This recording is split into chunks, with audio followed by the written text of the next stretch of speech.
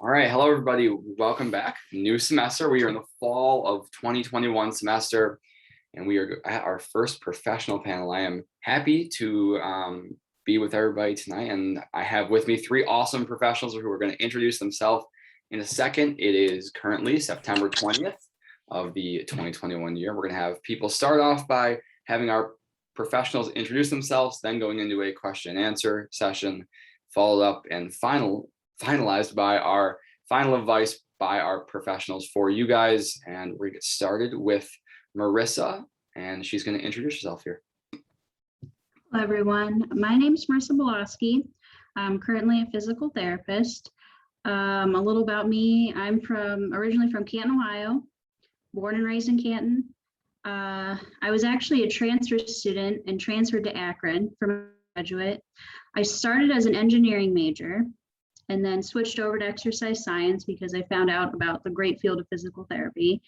I graduated from Akron, and then I went on to get my doctorate of physical therapy at the University of Toledo. I just graduated this past May, 2021. I took my boards in July and then found out I passed, and I just got my license, and I had my very first job interview today. Wow, that's very exciting. Congrats. Now you're here with us. Who knows what the biggest thing that you've done today is? Who knows? It's a total toss-up. I'm kidding. All right, we're gonna go next to Dr. Lopes. Okay, hello everyone. I'm also a physical therapist, but my trajectory is a little bit different. I'm from Brazil. I graduated there in 1996. And then I started work with orthopedic and sports injury. I did residency there. And then I, at the time, was undergrad, as an undergraduate. And in Brazil, it would be different. And then I did my master in rehabilitation. And then I did my PhD in biomechanics. And I started to work like half clinician, as a clinician, work with sports injury, and at the time as adjunct faculty. And then I had a chance after the PhD to start to be a researcher. And I started to be a researcher with PhD student, master student when I did my postdoc, 2011. And I did my postdoc at Harvard with another physical therapist in the biomechanics lab. And then I finished, I returned to Brazil. And when I finally, I moved to US 2016 to be a professor. My first institution was a UMass Law, University of Massachusetts Law, DPT program, Department of Physical Therapy. And then I moved last year, this is my second year at Northeast University. My research area is running injury. Normally I teach research course and musculoskeletal orthopedics, but I'm also involved as a clinician treating patients. And recently I had a chance to be a researcher at the Olympics in Tokyo, conducting research in injury and illness, and also had a chance to be a physical therapist of the Brazilian team for many times. This is a little bit my background. Thank you. Wonderful. Thank you. We're so glad to have both of you here. Cody, if you want to finish us off. Yeah, sure. Thanks for having me tonight. My name's Cody Ballay. I'm a physical therapist as well. I grew up in Erie, Pennsylvania, and did my undergrad not too far from y'all in Canton, Ohio at Malone University. I spent 4 years there, played baseball there, majored in exercise science, even played Akron in baseball a few times. So they got the better of us, unfortunately. But I went to do my physical therapy degree at Ohio State. Spent 3 years there and really enjoy Columbus. And I stayed on with the university and I'm currently in the orthopedic residency program. I, like Marissa, just graduated this past May, but I took my boards in May and I have been working as a PT since about August. So a little bit of a fresh PT, but really enjoying where I'm at and excited to be here with you all tonight. Just I wanted to add, I took my board as well 2 years ago. I need to validate my credential. NPT was a nightmare for me as well. I know exactly what's happening. Congratulations for you both. Wonderful. All right. So we are obviously so thankful to have all of you guys here with us. We're going to start with a quick question specifically for Cody. What is an orthopedic certified physical therapist, and what do they do that's different from a normal physical therapist? Yeah, so the orthopedic residency program I'm a part of is one of two ways to become an orthopedic clinical specialist.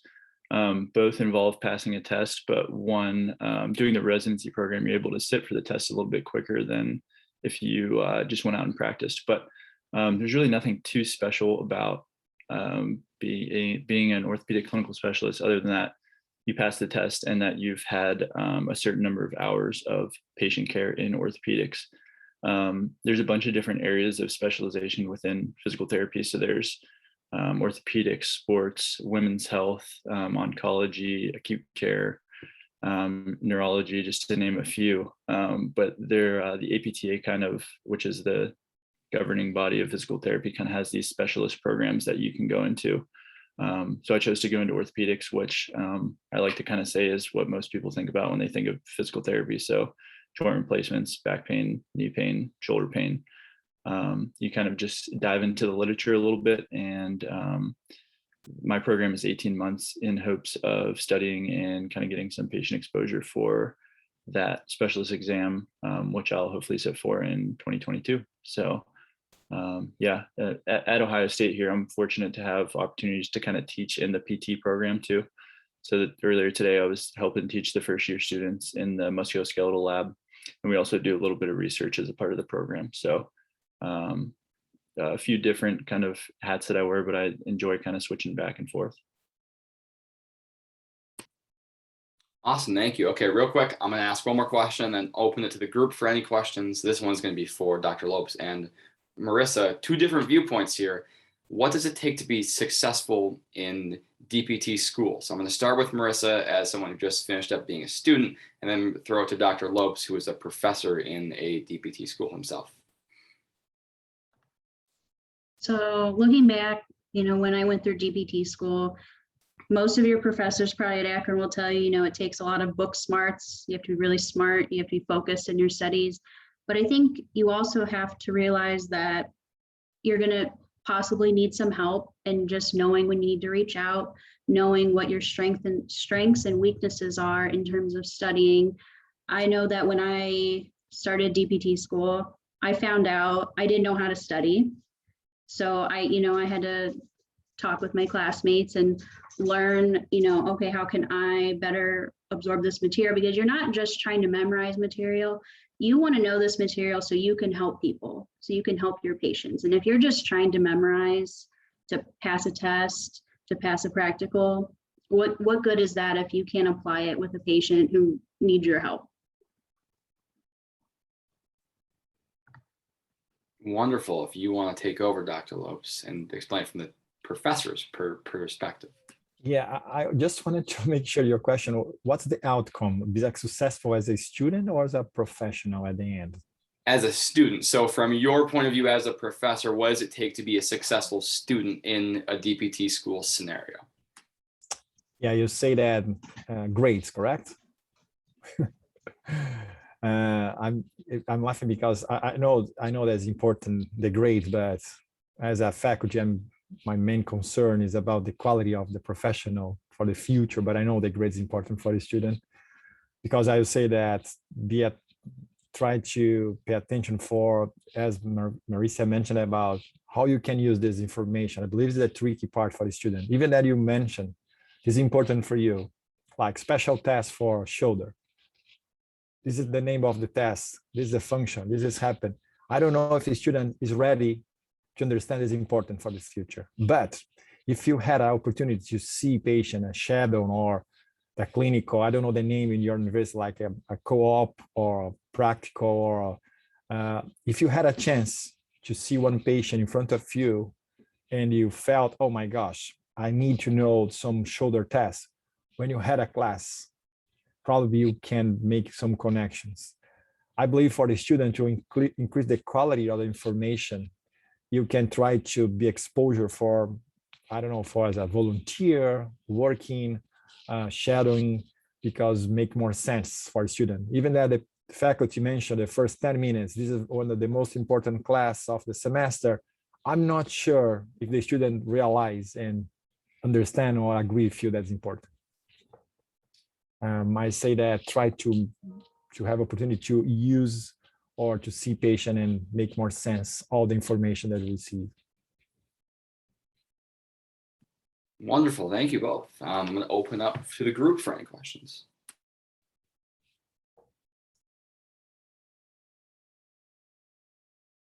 Lex, shoot for it. Hi, everyone. I am the vice president of the Exercise Science Club. I have a lot of questions, but we'll just go in any type of order. So let's see, I'll start with Cody. So what qualifications do you think you had for your effect on your acceptance to OSU?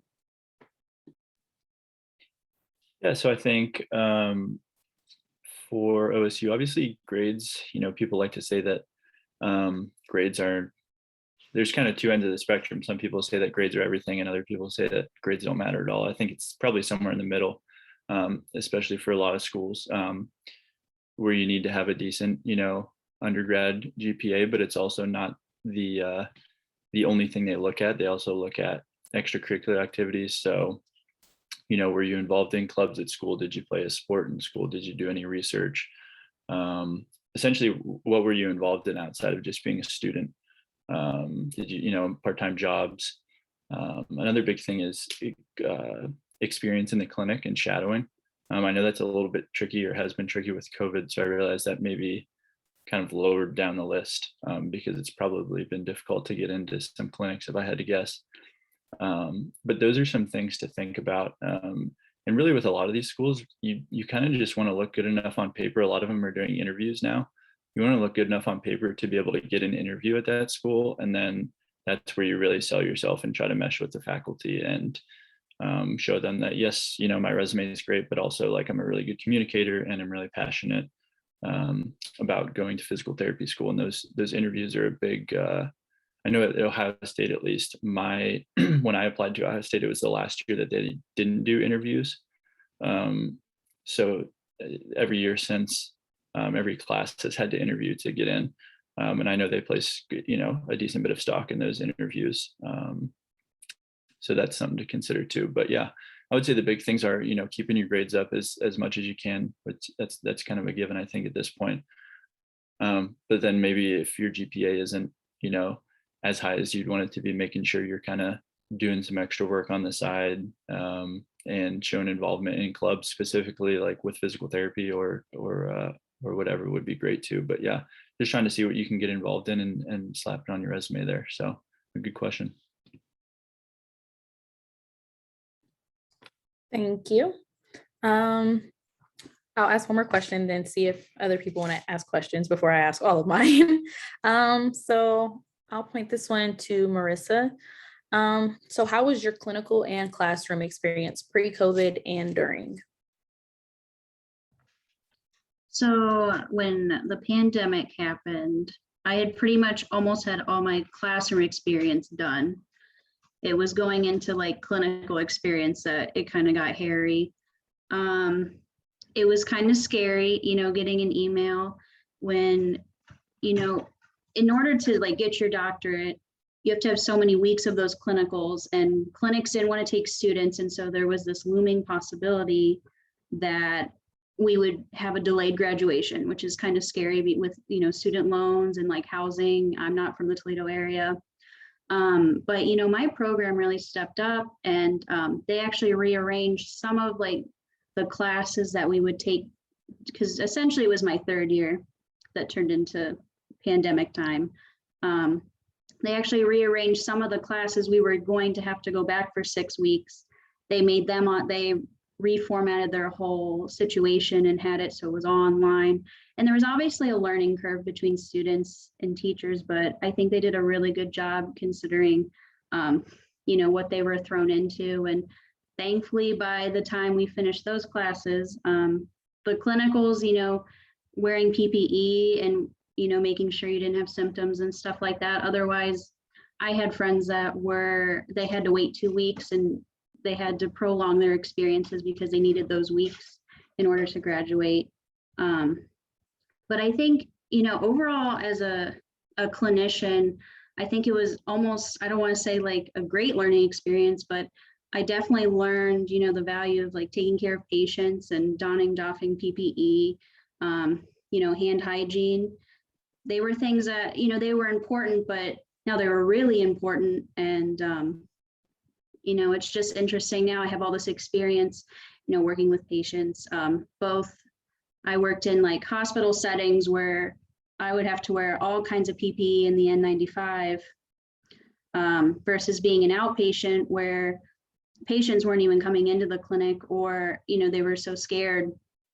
But now I think perception has shifted and people are now, returning back to the clinic and getting the medical help they need.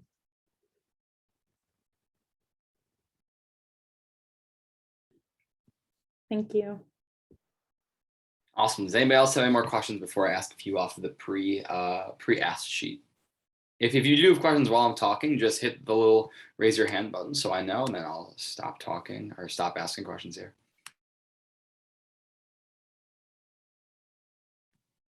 Okay, perfect. I have a few more. So this one's going to be specifically for Cody and Dr. Lopes. This one is going to be kind of a weird question. What is your favorite type of patient to treat in the clinic?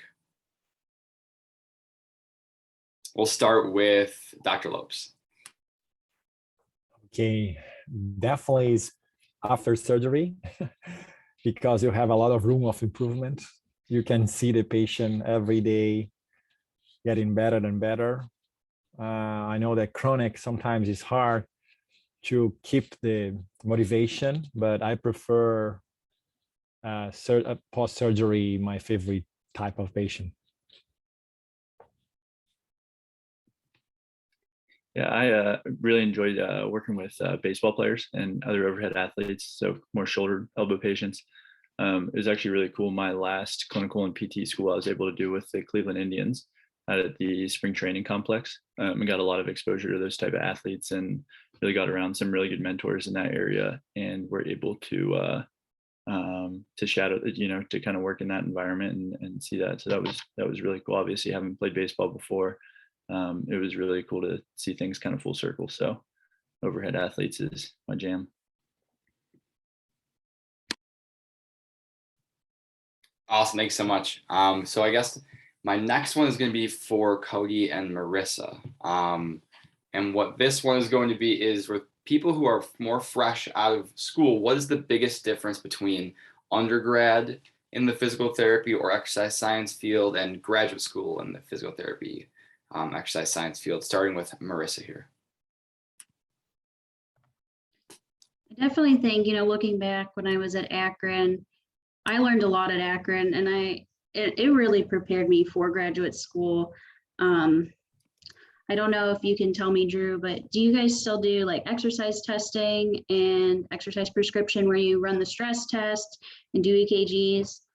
Yeah, that was something that was so helpful when I went to graduate school. So everyone that's taking exercise testing, exercise prescription, pay attention, especially the EKGs. I actually was like tutoring some of my classmates, some of my friends, because they didn't even know how to do blood pressures. And, I was like, here, hand me that blood pressure cuff. I did it so many times in lab. But, when I did get to graduate school, it definitely was more specific, more fine focus, the OIAs of the muscles. They said at Akron, you don't necessarily need to know these. And so I was like, oh, I'll worry about them later. And I learned the hard way that I really needed to know them. And just a matter of just learning that, I can't do everything by myself, group studying as well as like on your own studying, flashcards versus like an active learning situation. I didn't utilize so many study resources when I was at Akron. And then I learned about them in graduate school, and I wish I had known about them when I was in Akron, because I think it helped me to better retain the information. I was able to apply it especially as you go further and further in the program, and you start doing clinicals and you start seeing patients, and you can start putting those special tests that were mentioned earlier with the patient, or these techniques with a certain patient, and then it starts to become an easier process.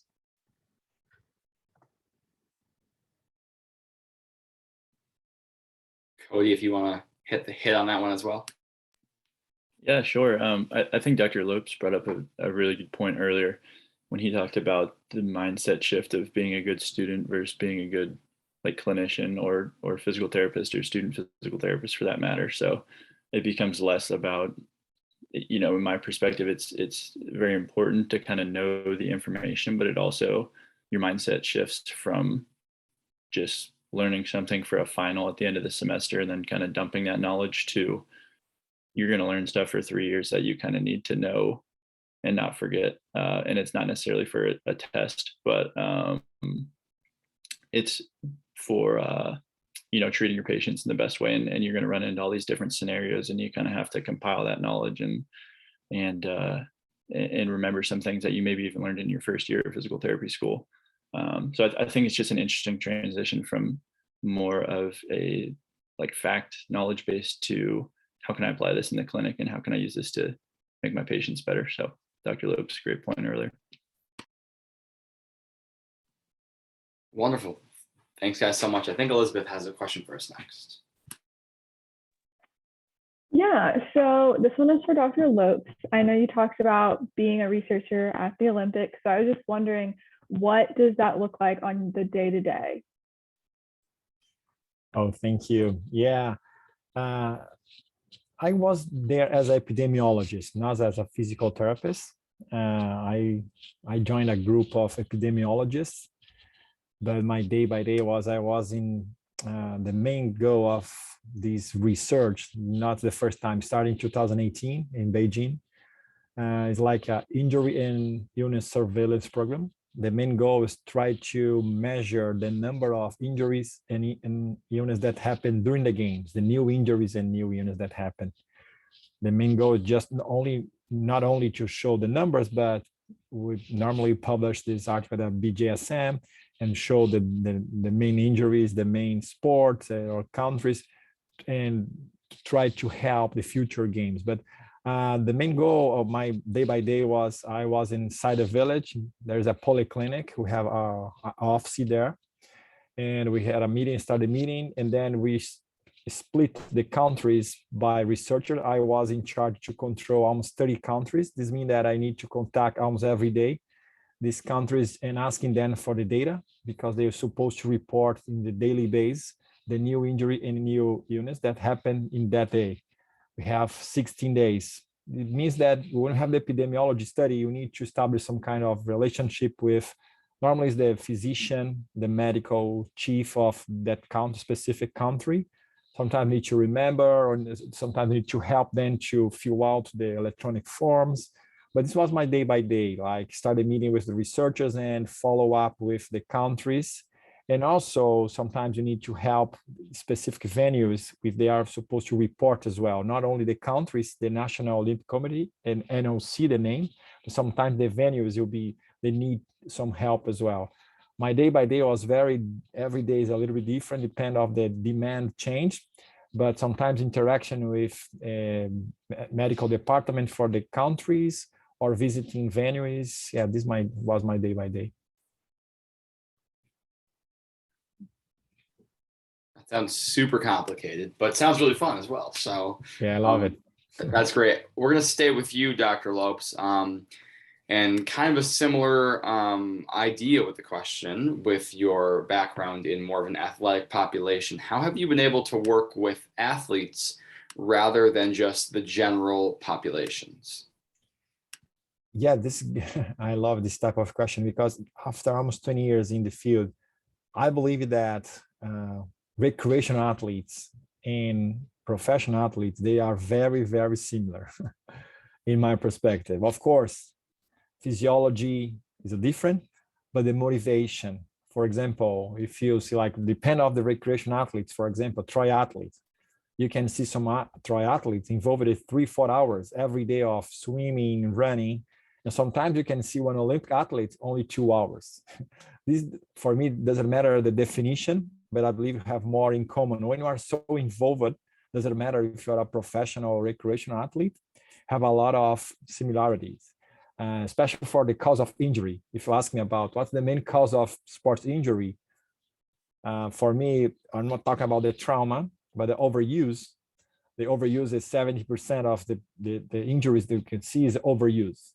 For me, it makes no sense. The definition of the word overuse can explain everything. What's the cause of overuse? It's overuse. The point is why you are overusing your structure. And now it's a multifactorial, but it's exactly the same. Overuse for the recreational and for the professional is the same. But the question is why you as a professional can say, oh, my motivation is because the gold medal, the money, pressure of media. But the recreational can say, no, do you know I have a lot of pressure from my peers, my friends, my teammates. This is why I believe it, because at the end of the day, the tendon is tendon. Doesn't matter if you're a professional or you are recreational. Tendon is tendon. Tendinopathy is tendinopathy. Muscle injury is muscle injury. And I believe that I cannot see a huge difference because depend of your motivation. And it can be completely different, of course, but for me, it's the main cause. When you are extremely motivated, you cannot hear your body. You cannot interpret that pain is not normal. I know that no pain is no gain. It's that terrible message that somebody sold in the past, and we still use it sometimes. Pain is terrible. Pain is a signal. It's wrong for professional or recreational. This is something that I believe that's very similar. Awesome. Thank you so much. Okay. We're going to swing it back to Marissa. And actually, I'm going to have Cody answer this one as well. How has your experience as a pre-physical therapy student here at University of Akron or at Malone for Cody helped your experience in the graduate setting of the University of Toledo or Ohio State University? Starting with Marissa. So, like I said earlier, those hands-on labs that I had at Akron and I don't know if Rochelle still does like the motivational interviewing practical, like the communication, that was so much help when I went to graduate school and had to do practicals, hands-on skills. I had already had like a baseline at Akron, and then I was able to build upon that when I went to graduate school. Whereas some of my friends, not that they didn't know how to communicate or do some of those hands-on skills, but it wasn't as natural for them. And I felt way more comfortable when I was in graduate school doing practicals because I had that set of tools from Akron. Yeah, I think I agree with Marissa. We had a few classes at Malone that sounded pretty similar to the classes that you all take at Akron. So kind of like an exercise testing and prescription class. Also, like we had an anatomical structure and function, which it sounds like is where you guys learned your origins, insertion, muscle actions, things like that. So those were helpful from a knowledge standpoint. I'd say one thing that kind of sticks out to me was the connections I was able to make through our pre-physical therapy club at Malone. There's a few students in the grade or that had entered into physical therapy school while I was still at Malone that I had met through the club. And when I went to apply to schools or when I was thinking about what schools to apply to, I would shoot them a text or give them a call and kind of say, hey, it's time for me now. What do you wish you would have done differently? Or, how do you do this? How do you log on to PTCast, things like that. So I think even more than the knowledge, because you'll get that all in school, that'll come by again. You'll have to learn it. But I think the connections I was able to make and kind of help me through that process was really helpful. So sounds like Marissa is a great resource. And, if you have anyone else that has graduated recently that has kind of gone through that process recently, it's super helpful to kind of pick their brain and just see what their ideas were. Awesome. Thank you so much. So we've lost Marissa. It looks like. I'm sure she'll rejoin in a second here. She was saying that she was having some Wi-Fi issues, but in the meantime, we're going to ask you guys, what is the most important thing you have learned in your career? So you can only pick one thing. was the most important thing or the most interesting thing that you've either picked up on or learned throughout your entire career? I know for you, Cody, it shouldn't be as hard as for Dr. Lopes, who seems to have traveled the world doing a lot of things. So we'll start with Cody and then we'll go to Dr. Lopes. Yeah, sure. I think this may sound pretty similar to the advice I'll sort of leave you with at the end, but I think keeping like a growth mindset and an open mind towards new experiences. So I feel like in physical therapy school, I started out and, if I didn't do well on a test or I didn't do well on a practical, or I wish I'd have done this better, or a patient examination didn't go very well, I kind of thought like, oh, I must be a bad student or I must be a bad physical therapist, when I think I shifted my mindset to viewing those as like growth opportunities, and not I'm a bad physical therapist or I'm a bad student, but how can I use this experience to improve myself as a student or physical therapist? Because there's always going to be something to learn. There's always going to be something you could have done better. And instead of beating yourself up about missing something or not doing something as well as you'd hoped, you kind of jot it down, use it as a learning experience, and move on. And I think that's true in physical therapy and in life. So I think the sooner you can make that switch to viewing like challenging things as an opportunity to grow rather than something that you can't do, kind of really shifted my mindset in school. And, I'm taking that into the job I have now and hope to continue that.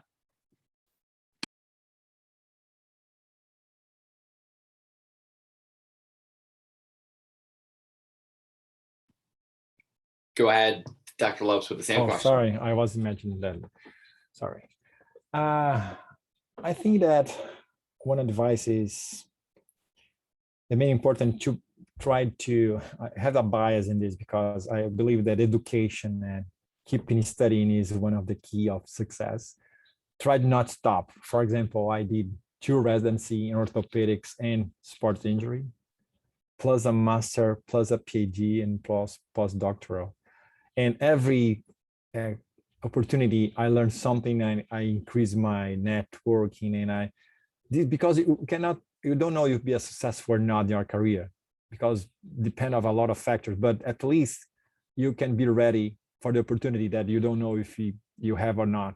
Just try to be ready for the opportunity that could be access or not. One of the best way for me is 100% chance that you increase your chances, increasing your educational level, residencies, or PhD. What's the matter? I don't know exactly the matter, what's the name that, but try to keep your brain live and increasing your network in your research is one part of the process. We're a lot of hands-on professionals. Sometimes we miss a little bit about background in research, basic stuff about research. You have a plus in your CV and open a lot of opportunity. Imagine that you apply for a good job in a hospital or the clinic, but your CV, you have a plus because you have a previous experience as a research, you did a master in a different area or even a PhD. Of course, that you have at least you see use a little different eyes. Again, be ready, and who knows the future. This is my suggestion. Lex. Okay, let's see. Marissa left. So we'll let's see. I'll ask Cody. So what was your final practicum experience with the Cleveland Indians like? That was I always think it was a perfect end to physical therapy school. Here at Ohio State, we did 4 full-time clinicals, and they were all in different areas of physical therapy. So I had 2 in orthopedics, 1 in outpatient neuro, 1 in acute care. So they, when you go to physical therapy school, you don't go to physical therapy school to become like a sports specialist or an orthopedic specialist. You become a physical therapist that's able to treat, any sort of patient that walks into really any clinic. Now, obviously, you may need some guidance and help there. You're not meant to be an expert the moment you graduate. But our 5th clinical at Ohio State is what we call practicum experience, and it's in a very like specialized area of physical therapy. So Some of my classmates did like legislation, and some of them did spinal cord injury, and some of them did brain injury.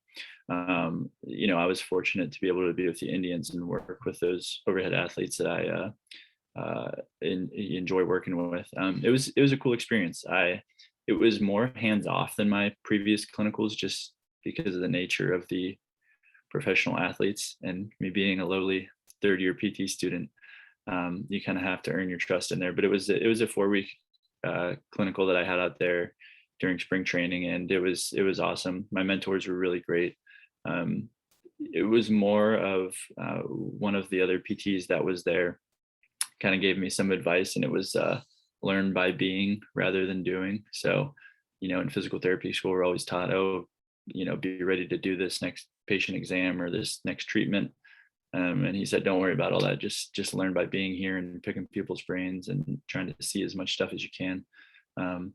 The professional sports setting, I'm sure Dr. Lopes would agree with this, is cool in that there's a lot of collaboration between athletic trainers and physical therapists.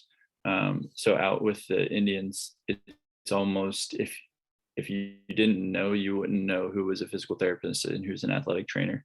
Being on the end and knowing kind of the specific roles of each, I had a better idea that the PTs kind of handled the long-term rehab side of it, and the athletic trainers were more the day-to-day maintenance type injuries. But it was really cool to collaborate with some other healthcare professionals that I really hadn't got the chance to do in previous clinicals. But yeah, it was a really awesome experience. Super thankful that it worked out, and learned a bunch. So it was good.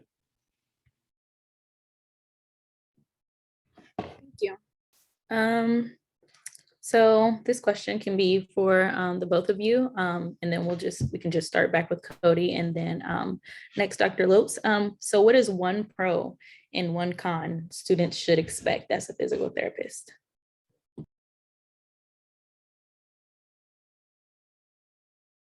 You're muted. There you go. Yeah.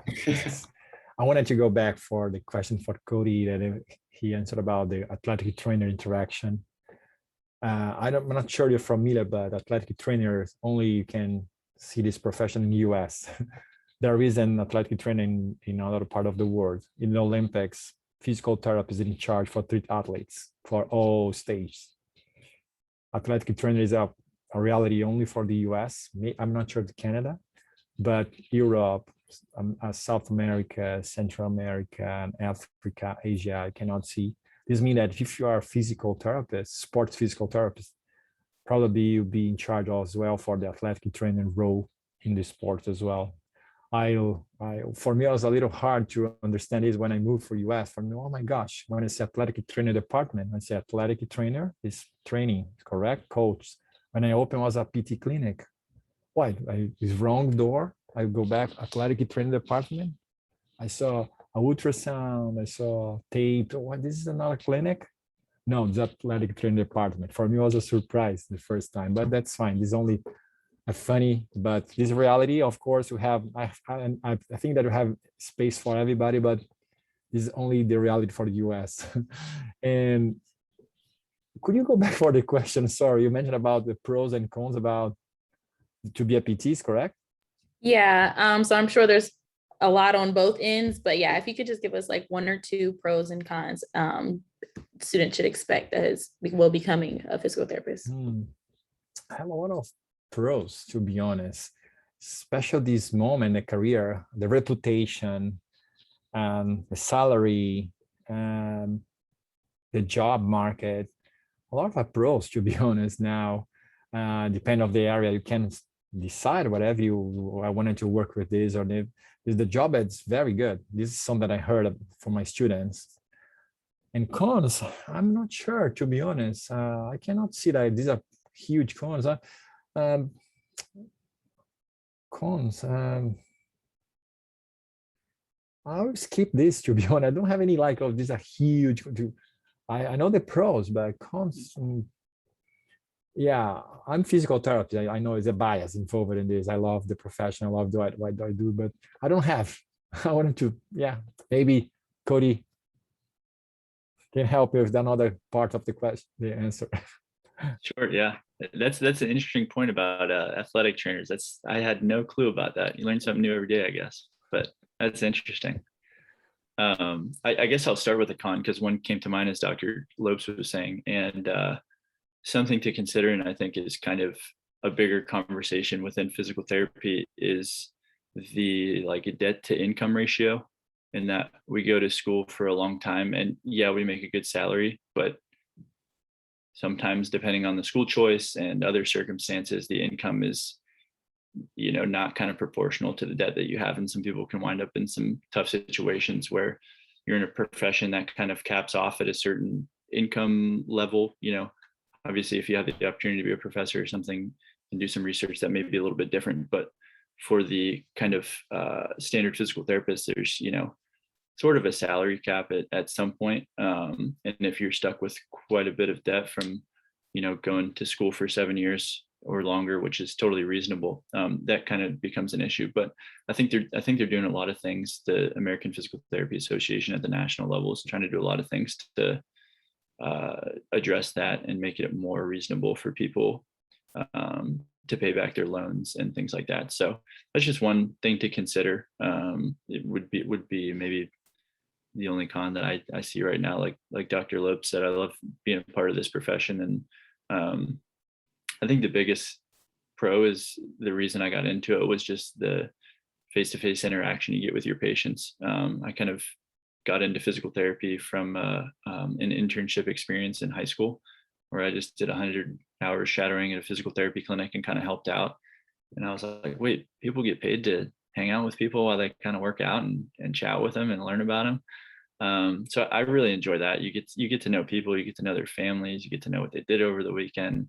It's really a cool dynamic. And throughout that whole process, you're giving them exercises and treatments that helps them, be able to use their shoulder again, or, now they don't have back pain and they can play with their grandkids or get back to walking or whatever it may be. Or maybe they've had knee pain for 20 years and they go see Dr. Lopes after getting their knee replaced, and he does a great job, and they're, doing everything they want to do. So I think that's one of the most rewarding aspects is developing that personal relationship while also kind of helping those people.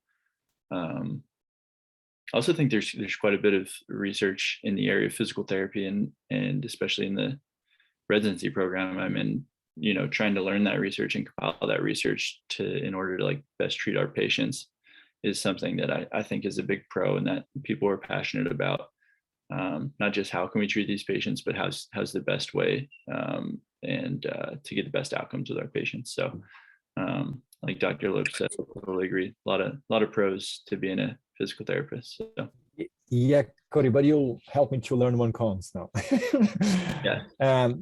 The lack of evidence sometimes. I'm feeling a little, but it's not only the PT world, to be honest, the health area in general. As you see now, for example, we're still debating the vaccine effect.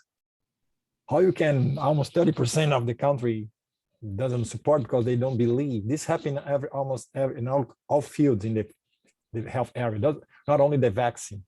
I just wanted to say this happened with nutrition. The egg is good or bad? Bacon. This happens every time. This happened in our field as well. But this sometimes bring a little anxious for me because I work with research. I wanted to show the evidence. And sometimes the lack of evidence because you wanted to provide the best treatment for your patient, but sometimes you don't have the evidence. These are little cons, but not only the PT, this in general. Yep, that's a good point there too. Yep, not as easy as we'd hope sometimes. Wonderful. So I have two more questions, but first I'm going to ask, does anybody else have questions? Welcome back, Marissa. I'm glad that you got your Wi-Fi a little bit fixed here. I did not fix it, but I adapted. And someone asked me, how COVID changed. You have to learn to adapt. Wi-Fi will always never work when you want it to work. All right, so seeing no questions, I'm going to ask one here. Let's go Marissa and Cody for this one. Was there anything that you have learned in your field, whether in school or in your first jobs or clinicals, that you were not expecting to happen? we'll start with Cody, sorry. I think Marissa actually brings up a good point about being able to adapt, and not just COVID, but kind of like Dr. Lopes and I were just talking about. There's, sometimes you read a research article and it says you should treat this patient this way, with these exercises, and they'll get better. But I would say probably 90% of the time that's not typically the case. You can do everything right, and maybe that exercise doesn't work for the patient, or it's too difficult, or they did something silly over the weekend and now they're in quite a bit more pain than they came in with last week. So I think the ability to adapt, and that's kind of what I was talking about before, is it's not just knowing the facts or knowing points A through C. It's kind of being able to bounce back and forth between some ideas that you've learned in school and adapt things that maybe you haven't even learned, but kind of thinking outside of the box there for some patients there. So I think being able to adapt is something that I didn't appreciate, and really how frequently it happens, in the clinic and even in school. So, definitely a good skill to have.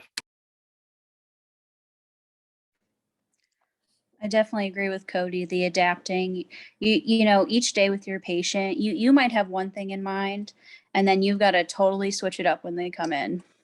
And you have to think on the spot, be creative, and think, okay, how am I going to help this patient today reach his goals? Either they've had a setback or they're improving much faster than you thought. And you're like, okay, how can I help them right now? The other thing, and I kind of did this for my doctorate, I did a lot of research into like emotional health in terms of making changes and participating in therapy. And the biggest thing is your mind is powerful. And I spend a lot of my time when I was during my rotations, and I will as a clinician when I start working, is, spending a lot of time talking about the emotional health, because if they believe they won't get better, or they believe that's never going to work, it won't get better. And so sometimes you not only have to address the physical impairments, but sometimes also have to have a talk with your patients and emotionally, and kind of come together in terms of their values. And, you might have to refer out and address those emotional well-beings with another clinician. And so I would work with patients and I would refer them out, and it was like a light switch went off in their brain, and it really addressed some of the issues that they were facing in the clinic. Okay, we're going to stay with Marissa. Can I add one?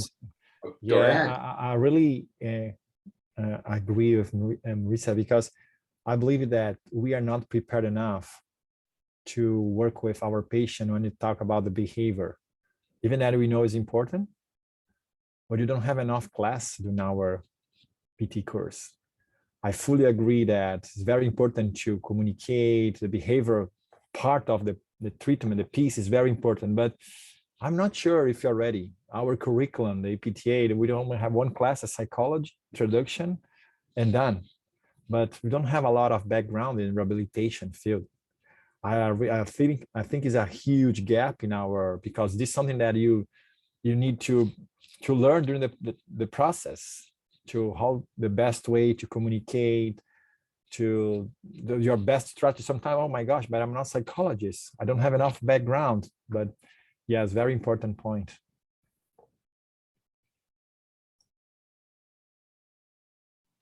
Okay, perfect. Anybody else have any more questions real quick? I have one last one. Okay. So this is for both Cody and Marissa, just because you both just passed the board exam. So what are some like any type of study tips or like advice that you guys have that we can like expect when we're going to take the board exam?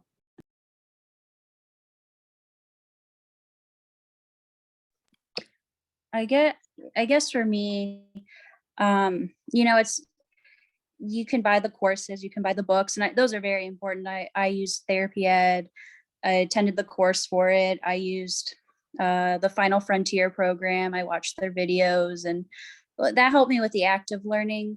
But just being confident in your knowledge, I had a professor tell me when we were studying, it's everything you've learned in school at some point. It's just a matter of reviewing it and knowing it for this one big exam. And it seems daunting because it's 5 hours long. I believe it's longer than the GRE, and there's less breaks. So just being mentally prepared, if you have test anxiety, especially, I had a lot of friends that not only were they trying to study because they knew the knowledge, but they had to address their test anxiety and being able to take an exam on a computer in an unknown, familiar spot. So I think, when you go to study for the MPTE, definitely reviewing your basics and knowing how to apply the information, but also being able to remain confident in your abilities because you do know the material, and just having that confidence throughout the whole exam, I think will help you go far. Yeah, I'd say a lot of the same stuff. I'd also say maybe cross that bridge when you come to it too. You'll have 2 or 3 long years of school to enjoy and study, and boards is kind of the final culmination of that. So a lot of classes to take and experiences to be had before kind of getting super serious about boards. But kind of like Marissa said, I don't want to say I enjoyed studying for boards, but I thought there's really good resources out there. So I also did the therapy ed course, and we had a weekend review course. And aside from some notes from school that I reviewed, I pretty much read like the important sections of that therapy ed book, took their practice tests. The association that puts out the test also has 2 practice tests that they put out too. So I took the practice tests, reviewed those. I thought it was a good test review for, and that there was really good study materials. And I didn't feel like I had to go back through every single PowerPoint that I got in physical therapy school, which was like 500. It was kind of nice to just review, one book, maybe a few notes from class, and then take those practice tests. And I felt more than prepared.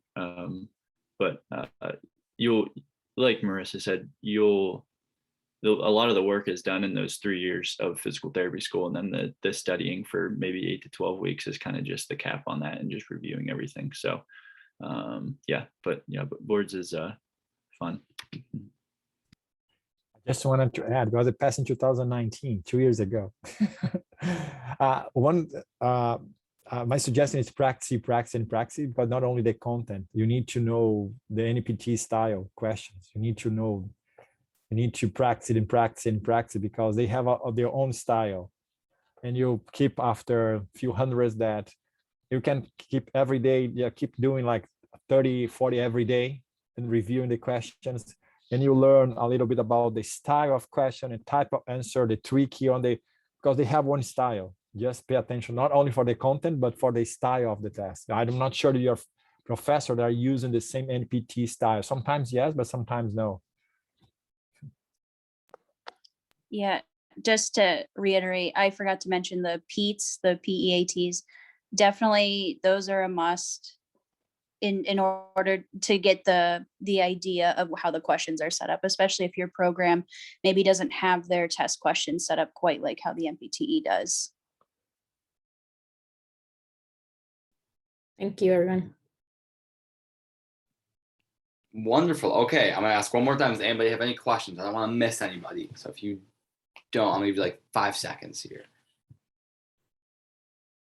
Wonderful. Okay, perfect. So we're gonna end on what we always end on. So we're gonna go this order. We're gonna go Marissa, Cody, and then Dr. Lopes. We are looking for any advice or lessons that you guys wish that you knew when you were undergrad. So our age, either at whatever schools that you guys went to, or just our age going through your schooling process. Is there anything that you know now that you wish that you knew then? Or again, we're gonna start with Marissa, then go to Cody, then finish up with Dr. Lopes. I think, looking back when I was between Akron and then when I went to Toledo, my biggest advice is take care of yourself, number one. Don't let yourself burn out. It's really hard to put everyone else above you, especially when you're working in the clinic. You want to help all these people. But you mentally need to be 100%, you know, reach out, talk to people. There's going to be times in school. It's a stressful situation, high stakes. And it's really scary, but, you know, having your family, your friends, that mental support, and, you know, being okay with reaching out and asking for help, because it's okay to have bad days, because there's also going to be really good days. So I wish I had just known that it's okay to ask for help when I need it, especially from, you know, my professors were more than happy if I was struggling with a concept, not to feel like, oh, I should have known it. They're going to judge me because I don't know it. You know, they're there, number one, to help you and help you learn this material so you can help patients. So just accepting yourself and putting yourself number one. Yeah, I'm gonna cheat and give 2 pieces of advice. The first is kind of what I was talking about before, and viewing like challenging situations as an opportunity to grow. So I've really learned to not turn down those challenging experiences, but rather to just like seek them out and actually, you know, look for them.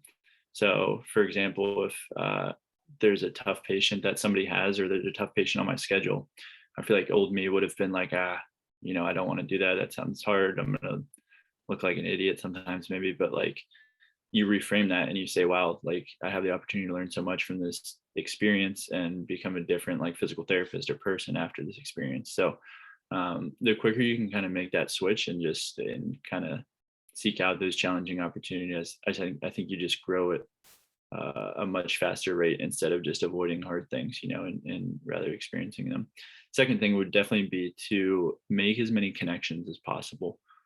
I didn't really start doing this until physical therapy school, but if there's somebody that you want to be, you should probably reach out and try and chat with them. And it's so easy nowadays, but especially with COVID, to just set up a Zoom call and just say, hey, do you have 30 minutes or an hour that we could just chat on Zoom and just pick their brain? So I did that so many times throughout physical therapy school. We'd have a meeting and we'd have a guest speaker, and he'd be somebody that, or she would be somebody that I would, you know, maybe admired their position or could see myself being one day. I'd send him a quick email, hey, do you mind if we chat on Zoom sometime?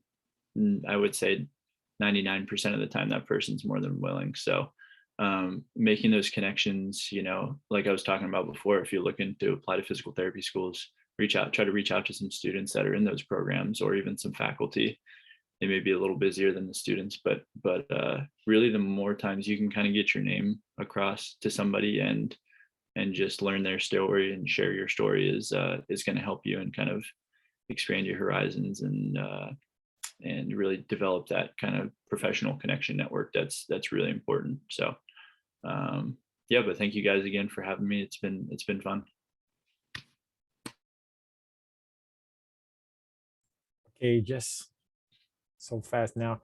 Just 2 words. First, ask, not 2 message. First is asking question. I'm sorry, as a faculty, not as a student. 25 years ago was a long time, to be honest. I cannot remember, but my advice as a student, but as a faculty in this side, I feel that I miss that. Sometimes I miss the questions. You didn't asking questions during the lectures. Please asking questions for your professor. They will love to answer. They will love.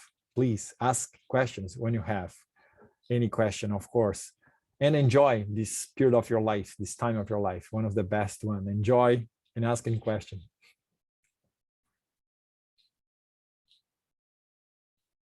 Wonderful. Thank you guys so much for coming. We really appreciate it. You know, we learn the classroom, obviously, but there's so much outside the classroom. We really appreciate you 3 for coming in and for letting us record this and put it on YouTube for everyone who couldn't make it. And yeah, thank you everyone, students, for coming, and especially our 3 awesome professionals for coming. Have a wonderful rest of the week, everybody. Thank you for the opportunity.